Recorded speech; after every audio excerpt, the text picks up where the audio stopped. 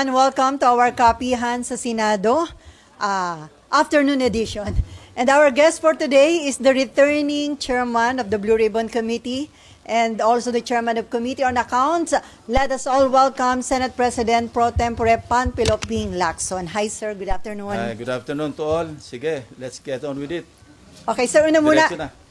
Handang-handa ka na po ba na pamunuan uli ang Blue Ribbon Committee at wala na pong atrasan yung pagbabalik nyo bilang Blue Ribbon Committee chairman? If elected, sige. Sinabi ko na kay SP, I'll accept.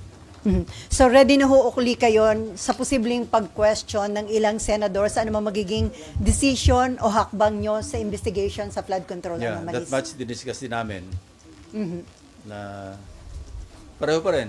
Walang magbabago. Kung saan kami dala ng ebidensya, di doon. And sir, tiwala kayo na hindi naman madidestabilize ang leadership ni SP Soto once na magbalik kayo bilang Blue Ribbon Committee Chairman? Well, anything goes. Kung doon mapunta, nag-uusap na rin kami tungkol doon. Pero ano yung nakikita nyo yung chance? Sa ngayon, wala naman po. I don't think so.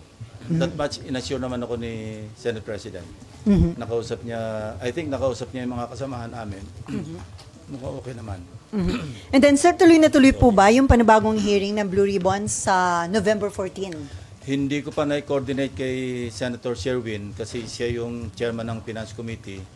Hingin ko yung Friday kung pwedeng ibakante niya. So, tentative pa po yun, sir? Kung mabibigyan niya ng puwang, tuloy yung Friday hearing. And then, marami pong curious dun sa sinabi nyo na isa sa mga invited ay very important witness. Gaano po ba ka-importante ang kanya magiging testimonya, sir? Importante kasi pwedeng ma-wrap up yung lahat ng pwedeng o kailangang malaman patungo pati sa prosecution sa conviction. May mga bago po siyang magiging revelation na hindi pa na-reveal ng mga previous witnesses? Yeah, naturally and surely. So may nagsabi na po siya ng affidavit, sir? Wala pa. Pinapa-finalize ko yung affidavit within the week. No? Kasi base sa kwento, saka base do sa mga dapat ebidensya, mga dokumento, ledger, digital files, lahat ng notes. Kasi sabi ko sa kanya, kung magme-mention lang ng pangalan na walang suportang dokumento, wag na lang mag-mention kasi baka makasira lang ng tao. So, maski may personal knowledge, kung wala naman siyang supporting documents, wag na lang magbanggit. Sir, ito Yan ba, ang aming usapan. siya po ba nag-volunteer na lumapit po sa inyo para sabihin mag-testify siya sa Blue May Ribbon? conduit actually na nagparating. Ano po ito? Government official? Walang balita kay Gutesa, and that's the reason why I thought of reviewing the CCTV of September 25. It was not my intention to spy on Senator Marcoleta. No. Ang talagang reason kung bakit pinahanap ko yung CCTV footage para magkaroon kami ng clue kung sino yung pwedeng kasama niya na pwedeng mapagkilanlan, na pwedeng ipaabot sa kanya yung invitation through that person. Kasi nga nawawala siya. And we need him to sew up yung kanyang mga na-testify na earlier, or kung meron siyang mga additional na documents or ebidensya to back up his claim in his sinumpang salaysay. Naghahanap din kami ng magko-corroborate do sa kanya mga sinabi. In fact, si Senate President Soto was in touch earlier with Senator Bato de la Rosa. Because sabi ni Senator Bato, meron siyang ipipresenta na magko-corroborate kay Gutesa. And I just thought na baka yung si Paul or yung Mark na minention. But nung kinumusta ko kay Senate President, sabi ko, natatandaan ko may sinasabi si Senator Bato, why don't we pursue that? No? Kung po pwede niya maipresenta kasabay sa hearing sa Friday. When he checked, sabi ni Senator Bato, ang balita niya, mukhang nag-join up na kay Gutesa. kay Congressman Saldico sa Europe. So baka And yun we're still validating, kung yun ang sabi.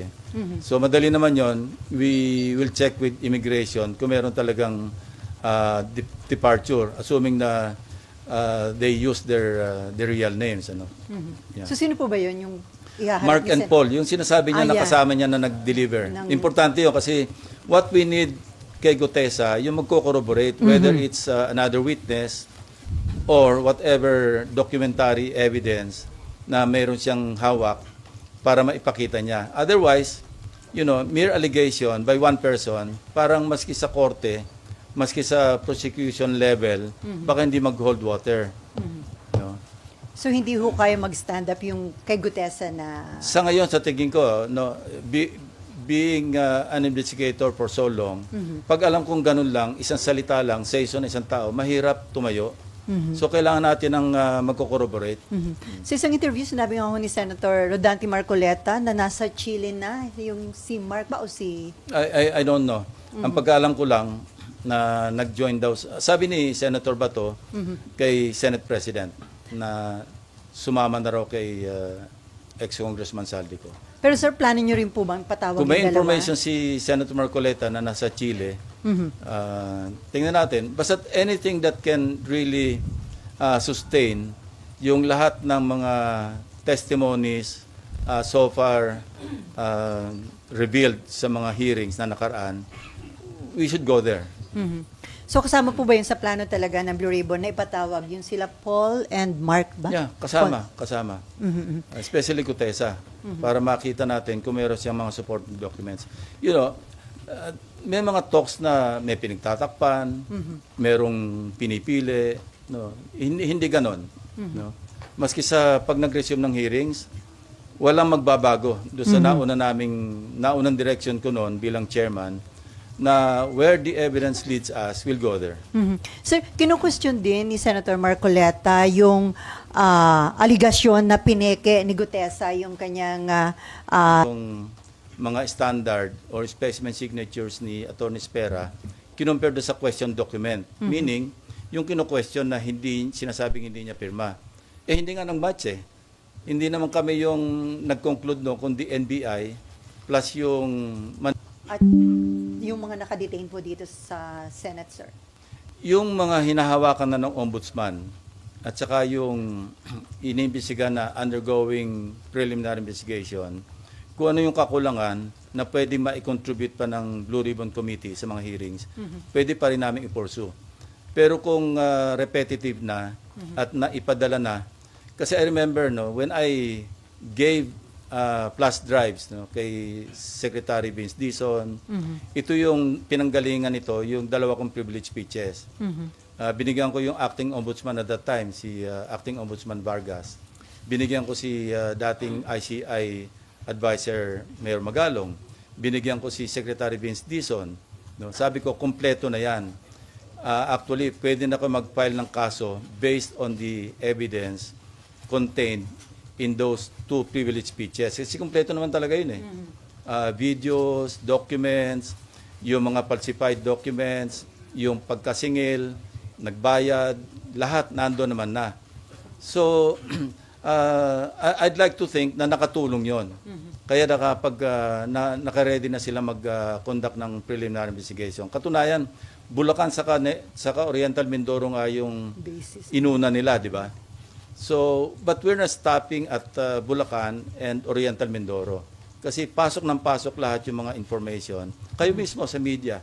Di ba? Ang dami nyo na nakakalap na ebidensya because people have become conscious at saka talaga naging kaya natin para talaga masustain yung effort ng government to really get to the bottom of all these issues, all these anomalies, at saka para mapanagot talaga yung dapat managot. Otherwise, kailan naman ulit ito? After 5 years? After 10 years? So, walang katapusan. It has become a vicious cycle. So, yun. We're there right now and we intend to continue. So yung iba na nakapag-testify, kung repetitive lang din, hindi na po paharapin? Yeah, pwedeng hindi na paharapin. At kung pwedeng naandyan sila, pero kung ang sasabihin nila, nasabi na nila, what for? Parang ano lang yun, redundant na. Si Senator Erwin Tulfo, yung Vice Chairman ng Blue Ribbon Committee, nirequest na po ba niya na i-issuehan ng subpoena duces tecum yung ledger na mag-asawang Diskaya? We intend to issue subpoena duces tecum kina Mr. and Mrs. Diskaya para malinaw yung kanyang tinestify na may mga 17 congressmen na nakatanggap ng mga kickback. Importante yon kasi matatahi talaga at mapapalakas yung ebidensya doon sa kanyang tinestify. So, dapat ma-invite po uli mag-asawang Diskaya. Yes, nandiyan naman si Curly eh. Imbitahin din namin si Mrs. Iskaya at kung ano yung kanilang mai-contribute pa no, patungo doon sa kanilang nauna ng sinabi na may mga congressmen na involved. No? So sir, itong investigation sa flood control anomaly, sa tingin nyo magtatagal pa o ilang hearing na lang po ito? Well, I think pwede nang i-wrap up at least yung flood control projects, yung GOS at saka substandard. Then we can segue to other. The last time we met with the SP and I think Senator Kiko and Senator Bam. Meron kami kausap who offered mga civilian na who offered to help us scrutinize yung budget Meron sila mga resource persons na nag-offer ng assistance. So we welcome and marami kaming na-discuss doon. Number one, alisin talaga namin yung unprogrammed fund ang program appropriations matitira lang yung sa foreign assisted Of course yung sa special purpose yung contingent yung mga quick reaction fund hindi naman pwedeng alisin yon kasi paano kung mayroong calamity.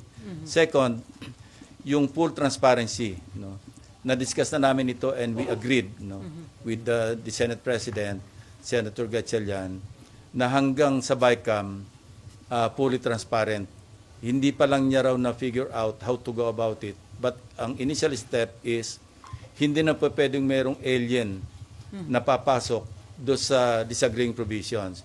We will limit for easier monitoring pati we'll just limit ourselves to putting up a matrix o kaya just juxtapose lang yung House version against the Senate version and we will confine or limit ourselves to synchronize to reconcile the disagreeing provisions. Hindi na po pwede yung wala naman sa House version, wala naman sa Senate version, papasukan natin ng kung anong version. Wala na yon. Kasi that's the real intent or purpose of the bicameral conference, especially sa budget. Reconcile the disagreeing provisions.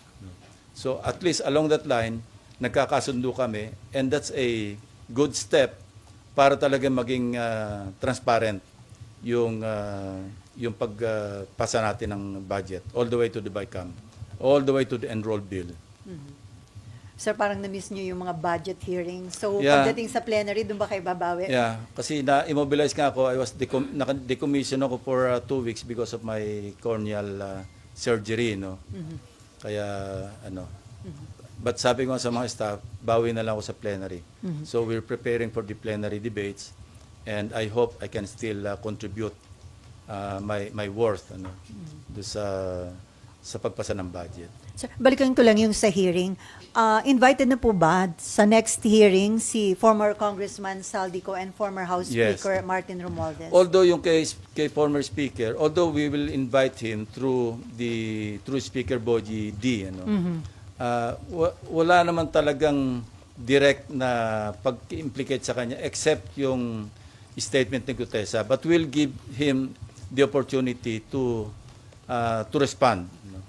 But again, observing in the observance of interparliamentary courtesy, kukors namin invitation sa kanya through the speaker. Yung kay Congressman ex-Congressman Saldico will send the invitation doon sa kanyang established na residence. Kaya lang sir, yung Office of the Ombudsman mukhang dun sa last known residence, parang they refuse to accept yung pinadala ng Ombudsman. Well, it's up to them, Kasi kung hindi ma-heed yung invitation, ang susunod subpoena. At kung hindi pa rin siya sisipot based on the subpoena, then somebody may move for the issuance of a contempt citation and eventually a warrant of arrest. At yung warrant of arrest, sir, yun, pwedeng hingin ang tulong ng Interpol para arestuhin kung saang bansa siya nandun? Probably, kasi valid naman yung warrant of arrest, yung i-issue ng Senate. So that is as valid as any warrant of arrest issued by the court. I don't know, I'm not sure. But we will try. Sir, may info daw kung sisipot si former Speaker Romualdez sa hearing ng Senate. May advance info kayo, sir? Wala. Iniintay ko yung feedback niya or feedback ni Speaker D. At saka dating Speaker Romualdez din kay SP Soto. Kasi coordinate lang ako sa office ni Senate President or kay Senate President himself. Sabi niya mukhang magkakausap yata sila this week. So sabi ko, pakitanong mo lang sa kanya kung gusto niya magkaroon ng opportunity because this happened before. Ako yung chairman ng public order na mention yung pangalan ni Congressman Veloso, di ba? And they requested me to be given the opportunity to make their manifestation and I gave them that opportunity. So if you remember, yung mga naandito nung previous Congress na yon, di ba pinagsalita namin si Congressman Veloso, si Ching Veloso. So pwede niyang gawin yun, ano? At kung gusto niya sagutin yung mga allegation, in fact, we're thinking of sending subpoena do Tecum do sa contractor na naggagawa ng renovation noong bahay sa 42 McKinley Road, ano? At saka yung security agency na naggugwardya ron. So, kung meron silang logbook, ipapadala namin yung logbook dito to find out if indeed, between the period December 2024 hanggang August 2025, I believe yun yung period na sinasabi ni Gutesa na nagde-deliver sila ng pera doon sa 42 McKinley Road. At kung meron sa logbook na may mga pumasok talaga mga sasakyan, mga vans, or convoy of vehicles, then that's a strong supporting document to buttress yung testimony ni Gutesa, even without Gutesa coming back to testify, I think. Because remember, yung kanyang sinumpang salaysay na naging questionable o forged yung notaryo, that's invalid as far as yung kanyang sinumpang salaysay kung gagamitin ito sa other sa prosecution. But as far as the Blue Ribbon, yung kanyang sinumpang salaysay as read doon sa kanyang sinumpang salaysay na written, valid yun because he was administered this oath and ang presumption is totoo lahat yung sinabi niya sa Blue Ribbon hearing noong September 25. So sir, hindi applicable kay former Speaker Romualdez yung pwedeng gawin kay Saldico na kapag hindi humarap, i-issuehan ng subpoena, kapag hindi pa rin humarap, ay pwedeng congressman contempt. siya eh. So hanggang invitation lang ang pwedeng gawin Yes, ng Senate. through the Speaker. Sabi ko nga, interparliamentary courtesy. And by the way, I'd like to clarify, yung interparliamentary courtesy, ito'y binibigay do sa institution, hindi sa tao. Kaya nga interparliamentary courtesy kasi courtesy yan ng Senado sa lower house and vice versa. Anyway, okay. Amor? Marlon? RG? Okay, si Camille. Nahin natin, Amor. Apo. Sir, balikan ko lang po kay Gutesa. Are you bothered by his disappearance? And ano po yung current efforts right now to locate him? Well, obviously, sincere yung efforts to locate him. Ano? Kasi he has to clarify eh. Yung kung meron siyang maidadagdag, idagdag niya. No? So, importante yung kanyang presence kung meron siya maidadagdag pa sa kanyang nauna ng pinahayag. No? At saka concerned din kasi hindi na natin alam kung ano nangyari sa kanya. No? May mga claim na nasa marine compound, hindi naman pala. May mga... At saka parang gusto ko rin malaman sa kanya, sino ba talaga yung naggawa ng affidavit mo? Kasi nakita ko yung interview ni dating Congressman Mike Defensor, katulong sila eh. Sinasabi niya na they helped Gutesa draft his affidavit. So, kailangan maklarify din yon. Hindi ba ang sariling gawa ni Gutesa yung affidavit? Kung hindi niya sarili, sino yung mga tumulong sa kanya na maggawa ng affidavit? Ano po yung basa or tingin nyo, analysis nyo dun sa situation? Is he hiding or meron po bang nagtatago sa kanya? Hindi ko alam. Yung guess mo is as good as mine, ano? Kasi wala nga nakakalam, tahimik na tahimik. Alam nyo, ganito lang yan, ano? kung ang hangad mo, mag-prosecute talaga, makapagpa-convict talaga, dapat hindi siya nawawala. Kasi ang pwede lang mag-prosecute sa kanya, DOJ or Ombudsman. Hindi siya mahanap ng DOJ. Hindi siya mahanap ng Ombudsman. Kung ang intention mo, magpropaganda lang, diyan ka sa Blue Ribbon at mawala ka na. Kasi yun lang eh. Sa ngayon, di ba, nagkaroon ng isipan sa mga kababayan natin na siya lang ang nakapag-implicate kay Speaker Romualdez. Yun ang... Yung although kay Congressman Saldico, hindi lang siya, ang dami pang ibang nag-implicate sa kanya, nauna na. Pero ang importante rito, in-implicate niya si dating Speaker Romualdez at nag-iisa siya nakapag-implicate. Pagkatapos nawala siya. So kung ang hangarin mo is talagang logical conclusion, which is to prosecute and convict former Speaker Romualdez, dapat nandito siya. Hindi man sa Blue Ribbon, kung inisip niyang hindi siya makapagtiwala sa Blue Ribbon, humarap man lang siya sa DOJ, humarap man lang siya sa Ombudsman. Kung yun ang hangarin. So now, anong isipin natin? Bakit Blue Ribbon lang at pagkatapos ng isang pagsipot, nawala ka na? So sir, hindi niyo ba tatanungin si Mike Defensor considering na siya ang nagbigay kay Marcoleta? Yun nga, papadala namin yung subpoena through the office of Senator Marcoleta. No? And yung sinasabi niya na iniispayan ko siya, hindi yun ang CCTV. dahilan. Gusto ko lang makita, kaya pinareview ko yun para makita ko, baka sakaling may nakakakilala o makikilala natin yung kasabay niyan dumating. So nung So establish incidental na lamang yon na sinalubong pala siya ng staff ni Senator Marcoleta, dinala sa opisina niya, nag-stay for a while, tapos nanood ng hearing doon sa gallery hanggang sa tinawag siya, 10:27 I think. But he stayed there. He arrived at around 8:27. At saka yung CCTV, this is a public place, yung Senado. Huwag tayong magtaka, alam na natin na merong CCTV dyan. Kayo mismo, namomonitor nyo kami pag dumarating na kami, di ba? Kaya minsan nakaabang na kayo sa second floor. So this is an open area. No? And, you know, meron tayong jurisprudence tungkol sa CCTV footages. Yun yung Ople versus Torres. Ang tawag doon, ang doctrine doon, yung reasonable expectation of privacy. Meaning, pag nasa public place ka, i-expect mo naman na yung privacy mo mako-compromise, no? May reasonable expectation privacy. Kung nasa private place ka, now, I heard Senator Marcoleta na kung ako raw ba nagbi-Big Brother o okay lang ba raw na tiktikan niya rin opisina ko? Well, bibigyan ko siya ng logbook kung gusto niya everyday, kung sino yung pupunta sa office ko. At walang contractor na pupunta doon. Wala maski sino pupunta except mga official business. Public place to eh. Wag tayong maging onion skin na lalabas yung mga bisita natin o kung sino yung mga pinatawag natin. Dahil CCTV yan eh. Okay, last question, Opo. Neymar. Sir, mag-a-apply po ba dun kay Guteza yung pag hindi po siya sumipot after the subpoena ay warrant of arrest yung next? Meron na siyang problema sa prosecution service ng DOJ. Why?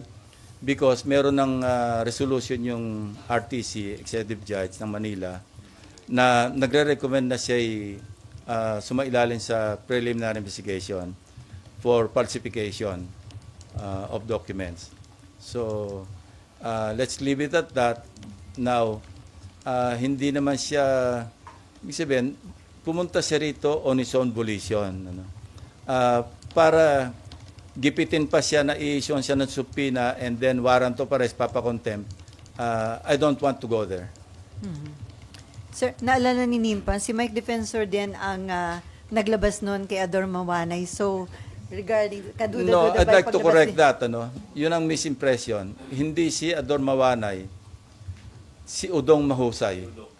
Udong. Remember, si Udong Mahusay, yun yung whistleblower against former FG. Di ba? Nung nasa safe house, hindi kinidnap, ni-rescue ni Mike Defensor. So, nawala yon as witness. Si Ador Mawanay, ewan ko kung sinong sirari ng ulo na nag-recruit, nag-invento ng mga account numbers na meron kaming $700 million daw dalawa ni ERAP. No? na in several foreign banks. And ano lang to, trivia. I myself, kasi nag-aalala ko noon, baka mamaya dinipositohan nila ako ng pera sa Hong Kong na i-withdraw nila lang na para maipakita lang na meron akong account na ganong kalaki sa Hong Kong. So ako mismo nagkusang loob noon. I wrote the regional director of HS HSBC. No, hindi. Ano ito? Hong Kong. Yung isang bangko. Anyway, na nag-reply, ang sagot sa akin, yung pattern ng account number ni Mawanay, pattern ng account number ng credit card, hindi ng bank account. Doon pa lang alam ko na nagsisinungaling siya. And by the way, Victor Corpus, siya kasi nag-handle, after 10 years, or more than 10 years, he approached me through a fellow cavalier na gusto raw mag-apologize personally. And I accepted. No, nag-usap kami, sabi niya talagang, I was taken for a ride, although it took him that long to rectify and to apologize. Sabi ko, apology accepted. Even yung one major daily, yung Philippine Daily Inquirer, kasi naging subject ko ng libel case yung Philippine Daily Inquirer. No? They tried to negotiate with me doon sa aming libel case. Sabi niya, any story that you want, headline or above the fold. Sabi ko, I don't want that. Ang kailangan ko lang to get back or restore my dignity. No? Maggawa lang kayo ng konting erratum, public apology, kasi talagang for the longest time, yung nagsuffer ako ng gusto. So, this is nothing new to me, yung nangyaring ganyan na nagre-recruit ng witness, nakapanira ng tao, because I've been there. I've done that. So sir, may info ka ba? Bakit si Mike Defensor ang nilapitan ni Gutesa? Tapos si Mike Defensor inilapit naman kay Senator Marcoleta. May Hindi info ka, importante sa akin yun. Importante Ay, sa akin, yung aking trabaho bilang Chairman ng- Blue Ribbon Chairman. Yung mga side lights, yung mga distractions, yun ang nakakasira sa investigation. When somebody disrupts the proceeding, when somebody distracts yung attention, hindi tayo makapokus sa real issue, then doon tayo maliligaw. Okay. Marlon, then Camille, and then Raymond, and then Nympha. Since na-mention nyo na valid naman yung testimony na si dahil under oath yung sinabi sa hearing, may effect pa ba sa credibility niya yung sinasabing forged? Yes, valid, pero somehow makaka-affect sa credibility niya. Kasi 'di ba sabi rin ng mga abogado, falsus in uno, falsus in omnibus, false in one, false in all. So hindi ko sinasabing hindi totoo yung sinasabi ni Gutesa sa kanyang affidavit o sa kanyang pagsasalaysay sa Blue Ribbon Committee. Pero hindi ko rin sinasabi na solid yung kanyang credibility kasi siya mismo nagsabi nang tanongin siya na siya mismo nagpa-notaryo ng kanyang sinumpang salaysay. So, alin dyan ang totoo, alin ang hindi. Hindi na natin alam. And doon din, pag hinimay natin yung kanyang statement, minsan box, minsan maleta. No? Tapos, parang hindi kakasya doon sa sinabi niyang isa o dalawang vans, yung iba SUV, hindi kakasya yung 46 na maleta. Parang hindi kakasya doon. So, these are, if we examine the testimony o yung kanyang yung as narrated titingnan natin lahat yon. And paggawa ng committee report pati sa recommendation kung sino ba yung papelan ng charges, all those things will be considered.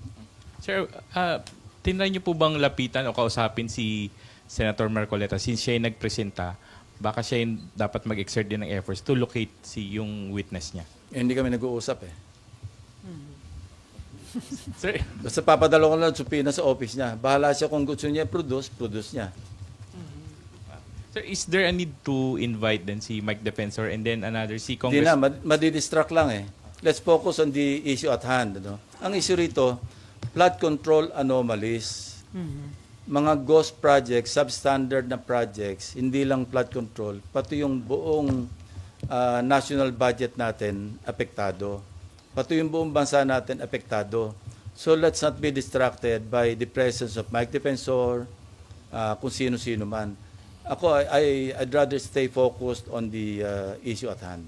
How about Sir, si Congressman Eric Yap na binanggit din ni Gutesa doon sa affidavit niya? Well, we can send the invitation to him through the speaker, no? Kasi incumbent naman siyang congressman. Sir, balikan ko lang yung very important witness. Gaano siya kahalaga doon sa Mahalaga. sa puzzle? Mahalaga. Wala. Ibang details, sir. Pwede. Basta mahalaga. Aabot naman tayo doon. Alam nyo, Christmas is just around the corner. Yung November 14 is much, much closer a corner Just wait. than Christmas. Hintayin na lang natin. Okay, sino ba? Camille, Raymond, Nympha, and then Mav. Sir, yung kay Gutesa po, kung hindi po siya a-attend or kung umattend po siya at walang magko-corroborate ng mga sinabi niya, will it end his presence? Ibig ko sabihin, tutuldukan niyo po ba? Considering na dati po kayong investigador. Yeah, kung wala na siya may dadagdag at yung say-so niya lang, allegation lang na mag-isa, mukhang mahirap ang stand-alone eh. So, maski ba sino, halimbawa si Sally, nag-volunteer mag-witness, sinabi niya, nagbigay siya ng pera kay President Marcos, tapos hinto siya doon, papaniwalaan ba natin si Sally? Dapat. Nang wala siyang pang-suporta man lamang na ebidensya doon sa kanya sinabi. Yeah. Sana kung meron siyang resibo o nakapagtabi man lang siya ng maski yung post-it na 48 million at dinala niya, eto nga nakapagtabi ako ng isang post-it. No? Na mukhang post-it talaga nung araw, hindi yung ginawa lang ngayon. Ha? So, yun, mga notes. Alam nyo, nung investigador ako, meron kami tinatawag na investigator's notebook. Yan, ina-admit sa court yan eh. May puprobo naman na sinulat mo yan nung nasa crime scene ka na ikaw nagte-take ng notes. Yun, valid yun. Kung meron siyang ganon, yung halimbawa, nagte-take notes siya nun, meron siyang diary na sinulat niya noong December 2024 hanggang August 2025 na nag-deliver kami rito. O kaya meron siyang sulat sa kanyang asawa, sa kanyang pamilya, magdi-deliver ako. Kasama ko si ganito. Yun, valid na valid yun. Ang lakas nun. Ay, yung picture, sir. Well, pictures, yes. Yeah.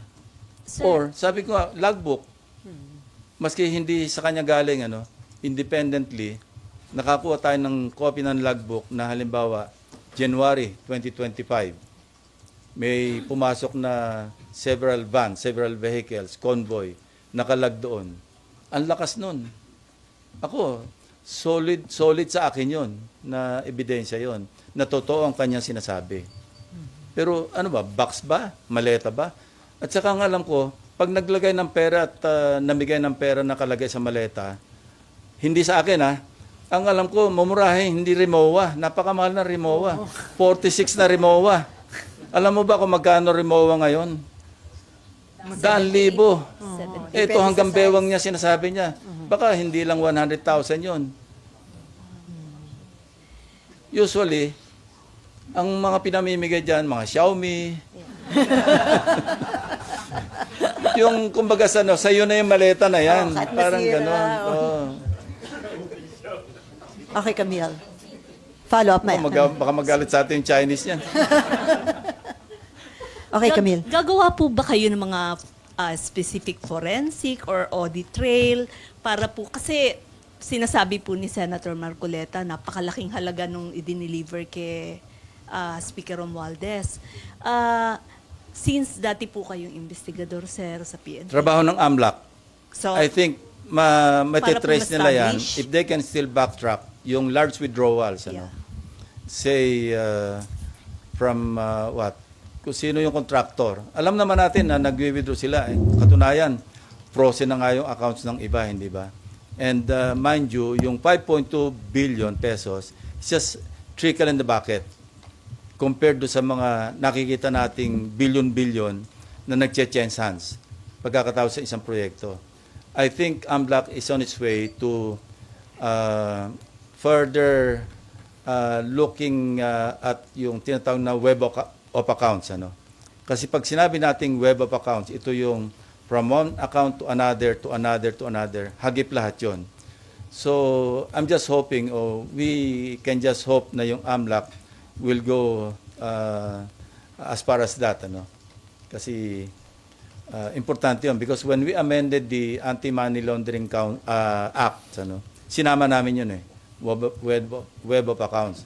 Lahat ng nadapuan noong transaksyon, halimbawa ni Sims, ano, at yung katransact niya, nakipag-transact sa iba at nakipag-transact sa iba, hagip lahat yon.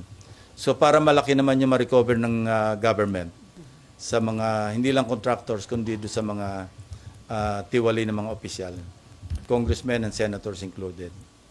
Okay, Raymond. Sir, just one point. Sa pagbabalik niyo as chairman of the Senate Blue Ribbon Committee, ano ang naghihintay na kapalaran doon sa 4 na opisyal that are being held sa baba after na ma-contempt sa committee hearing?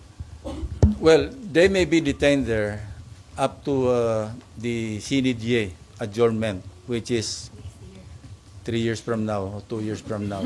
Unless makasuhan na sila, sir. Well, pag makasuhan sila and may warrant of arrest, kung merong court order, yung commitment order yung court, then we will transfer them. In the meantime, they will have to stay here. No? Mabuti na rin yan para kung kailangan din sila, at least madali silang escortan ng OSAA. Ginagawa namin yan eh. Ine-escortan sila sa ICI, ine-escortan sa DOJ, or kung ano yung agency na nangangailangan sa kanila. Okay, Nympha. And then Mab. Afternoon, sir. Sir, dun lang sa particular sa budget po ng DPWH, ngayon, sir, meron na ba kayong ginawa, sir, na pag-aaral kung magkano yung dapat na batapyas, magkano yung dapat na ilipat based sa inyong studies? Actually, meron na. Noong nag-revise yung DPWH, di ba tinanggal lahat yung flood control? That's 255.5 billion. Tinetrace namin kung saan napunta. Kasi walang naiwan doon sa 255 or so billion pesos. Kung saan napunta. And we're trying to find out kung saan. First, in fairness, kasi yung PhilHealth, merong 60 billion na pumasok doon sa House Gov. No? On top of the initial 112 billion na naka-appropriate do sa NEP, nadagdagan pa ng 60. That's good. Kasi para kailangan niya sa universal healthcare. Yung iba napunta sa farm-to-market roads. Kung saan. Merong napunta sa ayuda. At yung ibang ayuda, naligaw pa sa program, which we intend to uproot, ibalik namin sa regular. In fact, ang usapan namin ni Senator Sherwin, yung MAIP, i-consolidate na lang namin sa universal healthcare para magawa na yung zero billing sa mga government hospitals. Instead na naka-MAIP, ito na ang nagdi-distribute, nagbibigay ng guarantee letter, mga congressmen at saka senador, aalisin natin yan. Magkano yun, sir? Ang napunta, not so much, I think 20 plus. Billion. Nasa amin yung record. Anyway, billion din yung nailipat sa MAIP. Merong nailipat sa AIX. Ang intention namin ngayon is to consolidate all these, mga gumagala-gala na mga pang-social services under 4Ps. Kasi ang 4Ps, 4Ps pa lang siya, sabi ko 112 billion. So pagka na-consolidate namin lahat yung mga naligaw na nanggaling do sa 255, makukumpleto siya, abot siya ng 193 billion. Ang 4Ps, may livelihood, di ba? May education din dyan. Meron din diyang parang ayuda sa mga naghihikaos na mga pamilya. At least yon, may programa, merong vetting, tapos may graduate, meron talagang enrollment. Kesa naman doon sa naliligaw na kung sino lang yung nagdi-distribute at hindi naman qualified yung iba. So yun yung mga napag-uusapan namin na pagbabagong gagawin sa budget. Opo, sir, ibig sabihin, kung i-consolidate na lahat ng mga ayuda, by next year o under the 2026 budget, wala na dapat na ini-issue ang mga senador ng mga guarantee letter? Dapat wala na. Hindi naman talaga dapat eh. Kasi wala kaming pakialam sa implementation. Yan nga tayo nagkakaloko-loko. Pag nakialam sa implementation, ang mga mabatas, ang trabaho namin is mag-legislate and mag-oversee, sa oversight. Ano? Pero not to implement. Kaya nga nawili, ito yung isang tatanungin nga namin, ako particularly, paano parang turo-turo na lamang yung nagbagsak ng proyekto, naghanap ng budget para sa proyekto na parang wala nang pag-aaral. 'Di ba? Yan ang testimony ni Alcantara, ni Bryce. Parang turo-turo na lamang. Kailangan ni Senador so-and-so na ganitong halaga. Hanapan mo nga diyan. Hindi ganun dapat. Kaya nga napunta na sa GOS, napunta sa substandard. Kasi wala namang pag-aaral. Sir, kasi So yung, by the way, correct ko yung sa PhilHealth, hindi pala PhilHealth yung 112. Ano? Yung PhilHealth, yun yung nadagdagan ng 60 from the 255. Meron yatang initial na, I think, 53. Plus, meron pa diyang sinauli under the 2025 na 60. So at least mayaman yung PhilHealth. Ano? Hindi na kailangan yung MAIP kasi kung mayaman yung PhilHealth at suportado yung Universal Healthcare Program, may zero billing tayo sa mga government hospitals down to the city or municipal hospitals, regional, provincial, and so forth and so on. Because that's the essence of the Universal Healthcare Act. Ano? Yung maging lahat ng barangays covered. Kasi I remember when we passed that, ano yan yung kanyang, yung low, medium, saka high yan Yung sa low, parang pilot lang yung mga barangays. Tapos sa medium, parang selected barangays. Yung high, ito yung all barangays should be covered. Nag-graduate tayo from low to medium, parang bumalik tayo sa low Kasi nawala ng pondo So mali. Para ano pa yung mga batas na yung tulong-tunong, meron silang nilagay na 2 billion. Ano ba itong tulong-tunong? Ito na naman yung turo-turo Di ba? Scholar din ng mga legislators. So ilagay na lang natin sa tertiary education. Meron naman tayong, di ba, Pre-Tertiary Education Act na ang iba namang beneficiaries doon nanggaling din sa 4Ps. So gawin natin parang holistic at saka systematic at saka well-studied yung paglalaan ng mga pondo. Hindi yung whimsical, arbitrary, at saka patronage ang background. sir, clarify ko lang po. So, next year, wala na dapat yung mga, hindi na pwede dapat ang mga senators and congressmen na mag-endorse ng medical assistance like heart center and Pwede all, naman sila scholarship. mag-endorse sa mga agencies. Halimbawa, may lalapit yan sa amin.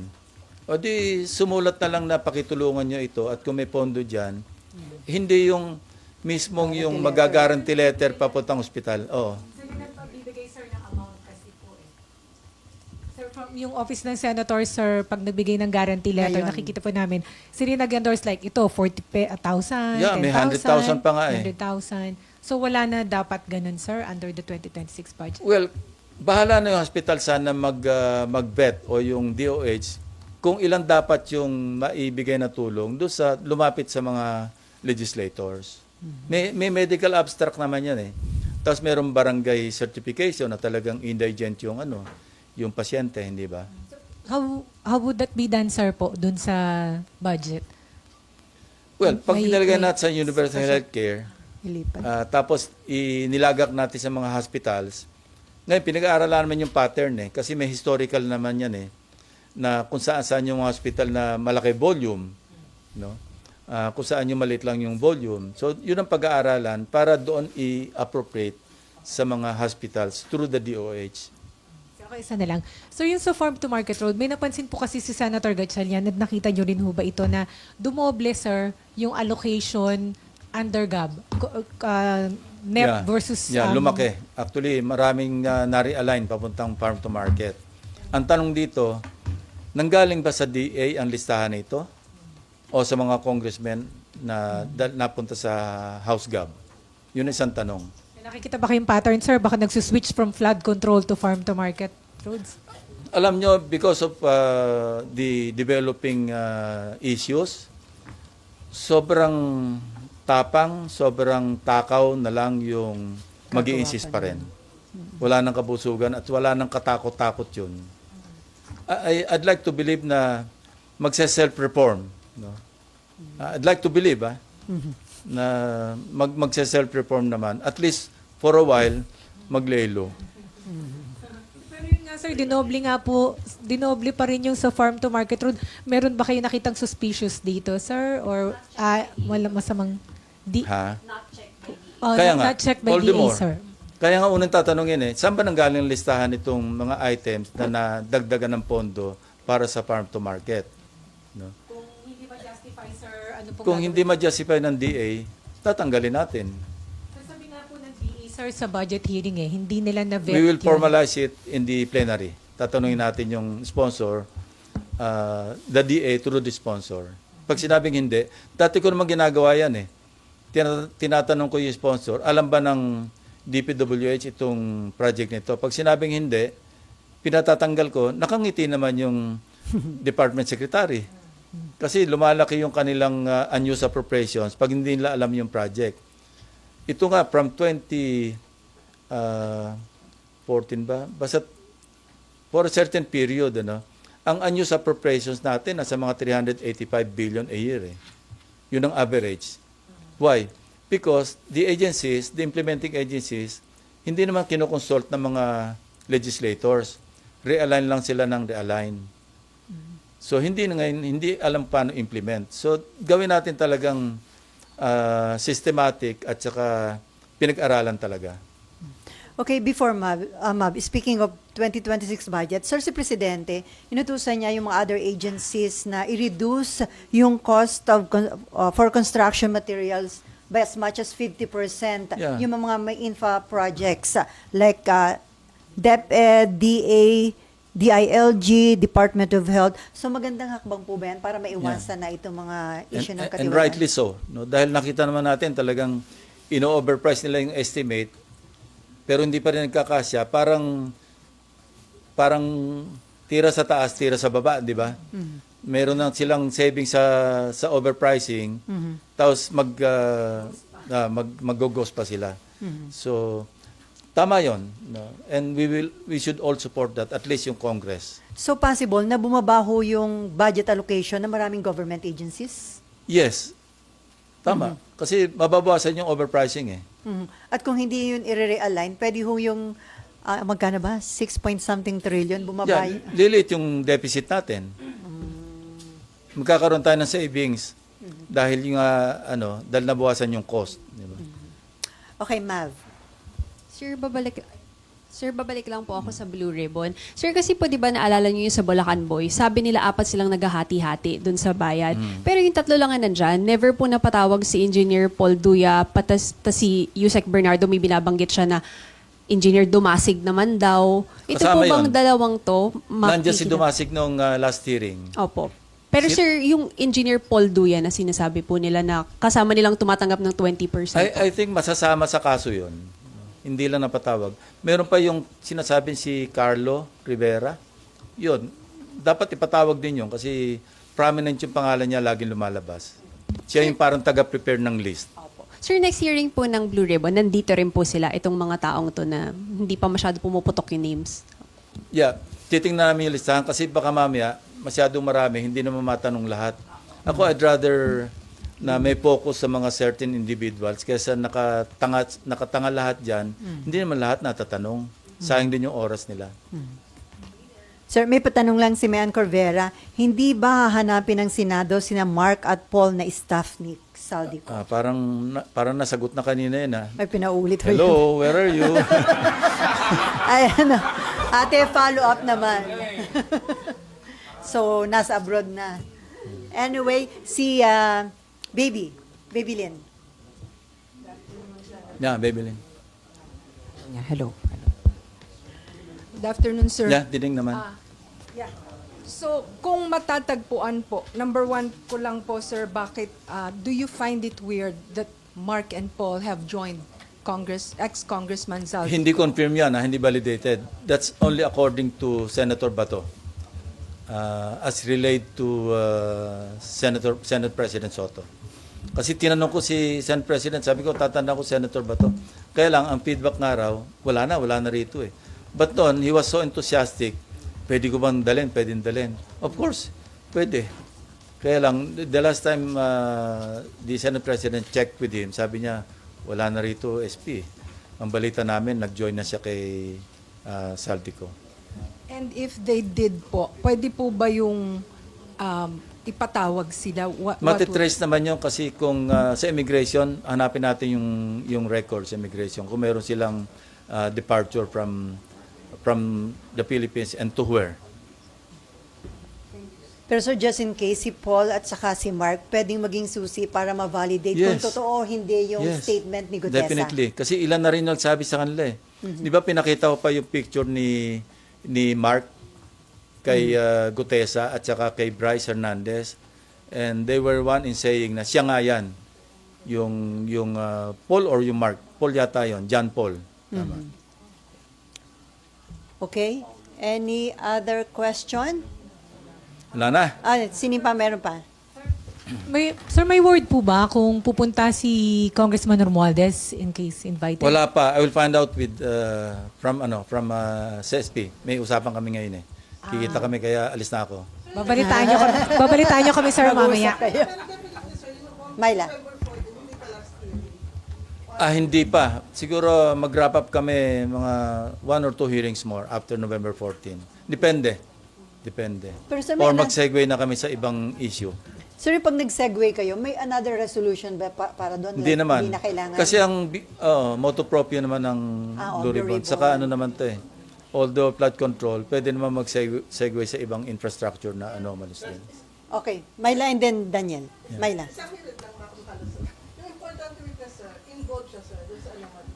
Sige, ikaw na ano. So, oo nga, pwede. Sabi ko nga, malapit na naman yung Friday, hintayin na lang natin.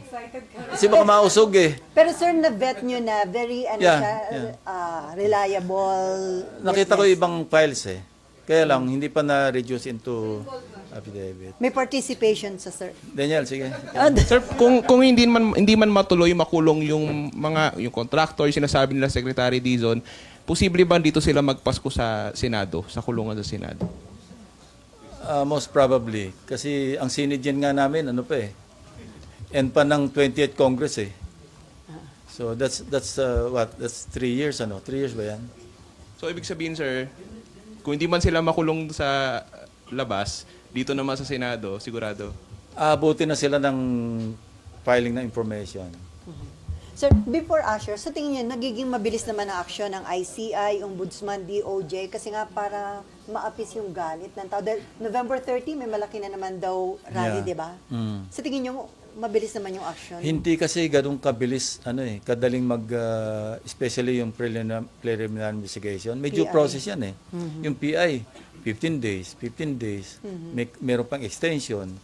Pag hindi mo naman sinunod yung due process, pwede ka namang ma-technical pagdating sa court. So sana maintindihan ho yun ng Yeah. publiko. Okay, Asher. And invite niyo rin po ba si former Secretary Bonoan for the next hearing? probably. Yeah, probably. May mga inaasahan po ba kayo mga information sa kanya, relevant information? Baka, tingnan natin. Sir, may na-mention po kayo yung post-it na memo directed tumatanggap to ng memo from Secretary outsider. Bonoan. I've seen it with my own 2 eyes. No. So mabigat yun, sir, against Bonoan. Well, that's out of the channel, official channel, or tawag namin, chain of command. Anong business sa isang, say, broker na mga kontratista na magpo-post-it na nag-endorse ng proyekto? Wala. Bakit ini-entertain? The mere fact na mayroong post-it, may memo, na may ini-endorse, I think that's highly irregular. So maraming dapat ipaliwanag si Bonoan, sir. Yeah. Okay, Dexter and then Nimpa. Last na. Ay. Dexter. And then Nimpa. Good afternoon. anong mga naunang hearing, lumabas na yung pangalan ni dating Yusek Maria Catalina Cabral na dahil siya yung Yusek for IT and Yeah, planning. planning. Papatawag ba siya ulit? Kasi halos hindi Hindi siya na-question. Most probably ipapatawag. Doon sa previous hearing, parang hindi siya Gaano kahalaga yung kanyang Yun nga eh, kasi maging pag testimony? maraming masyadong resource persons, minsan nakakadiktahan yung iba. No? Na pag hindi naman na kumibo, hindi naman natatanong. So, yes, thank you for reminding me. Sir, sa tingin niyo, Sen, gaano kahalaga yung magiging testimonya niya dahil siya yung planning for... Mahalaga. Very important. Hindi naman siya yung very important witness. Next question. Very important. Oo nga, very important. Hindi naman siya yung Sir, clarification lang po or ulitin ko lang. Isasabina doon sa STECOM po ninyo yung ledger, sir, ng mga Yeah. Diskaya. Oo. Mhm. Oo. And the- As per request ni Erwin. Senator Erwin Tulfo. Yes. Para lumiwanag lalo. At saka pag nandiyan yung ledger, that can be used as evidence eh. Na-expect nyo ba magko-cooperate? Kasi sir, doon sa ICI, Sabi they nila, ayaw refused nila to eh. cooperate. Yeah. Sir? Sabi nila ayaw nila. Hindi naman daw kailangan yung cooperation nila. Better if they cooperate. Pero gusto nila wholesale eh. Gusto nila blanket immunity. Sa dami ng kaso, pwede kang state witness sa isa, applicable pa ba sa iba yon? Hindi naman to isang kaso lamang na, remember, yung requirements sa pagiging state witness, di ba?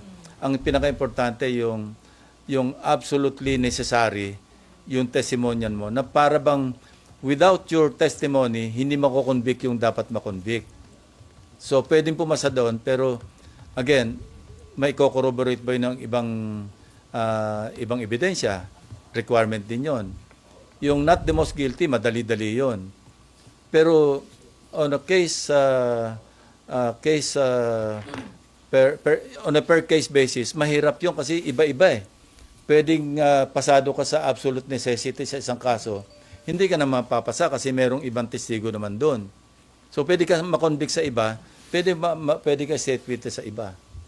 So sir, ano po ang gagawin ninyo, sir, ng committee kung hindi na sila mag-cooperate, hindi bigay yung ledger? Ganito yung deal. Ako kasi, pagka kumakausap sa witness, gusto ko yung full disclosure. Ayoko nung may pambobola. Ito yung sinabi ko lang na guidance. First, yung sinabi ko kanina, kung magsasabi ka ng pangalan, siguraduhin mo meron kang backup document. Pangalawa, walang maipapangako sa iyo na siguradong state witness or ito yung mga options.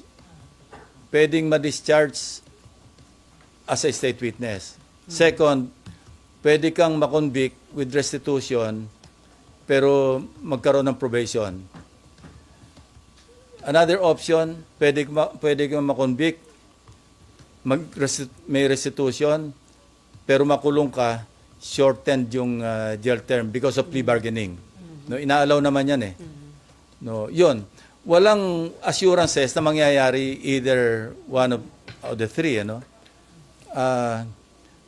it's up to the resource person or witness kung gusto niya talagang mag-witness. Pero ang nangyari kasi when confronted with strong evidence, mag-iisip din talaga eh. So sir, kasi nakakulong na po si Curly Diskaya kung mag-refuse, kung contempt siya for refusal to submit the ledger. Pwede din bang sir si Sara Diskaya i-contempt kung hindi niya ibigay yung ledger? Alam nyo, pinag-isipan ko na matagal yan eh. Dapat yung mag-asawa, contempt na yun eh.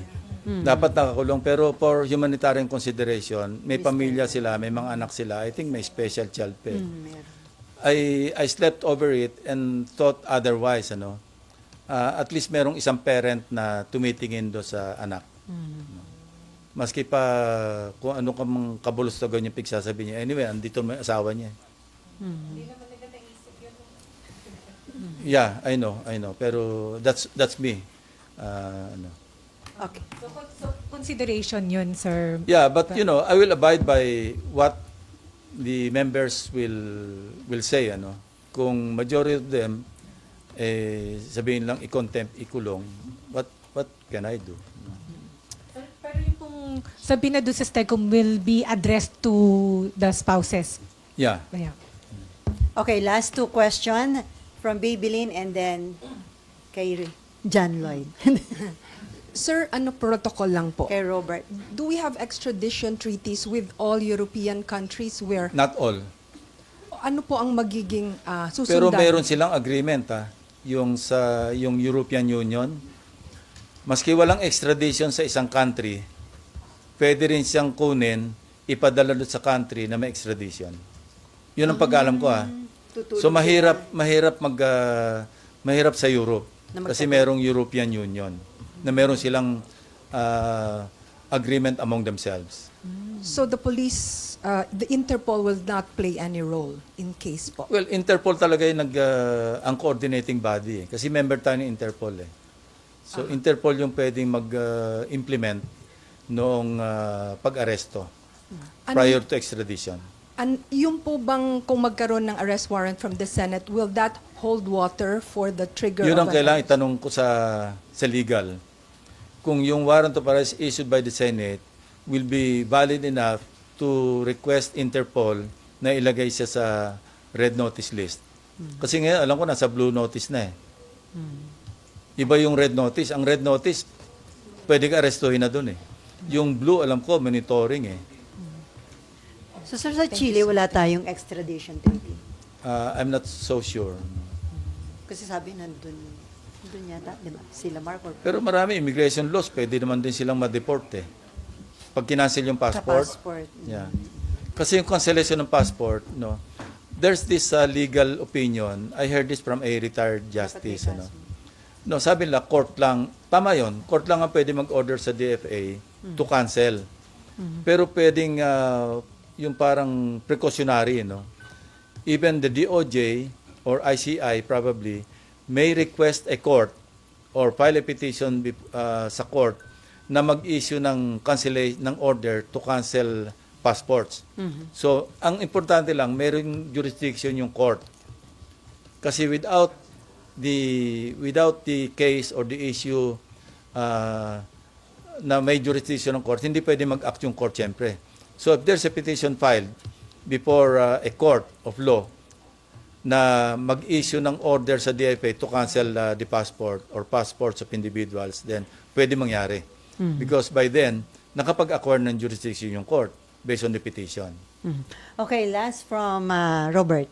Hi sir, good afternoon. Regarding lang po dun sa very important witness, just to justify our report lang po, meron po ba siya mga bagong names na ididiin na involved sa anomalies or may mga nag-appear na names na sususugan niya with evidences including senators and congressmen? Both. Sir?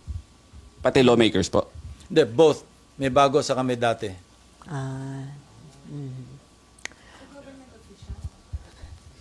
Siyempre. Yung mga ituturo. Mga ituturo. Hintayin na lang natin, Hintayin na natin. Okay, 3:16 na on that note. Thank you. On Thank that you so note, much, thank you. Senate President Pro Tempore Panfilo Lacson. So, nagsasalita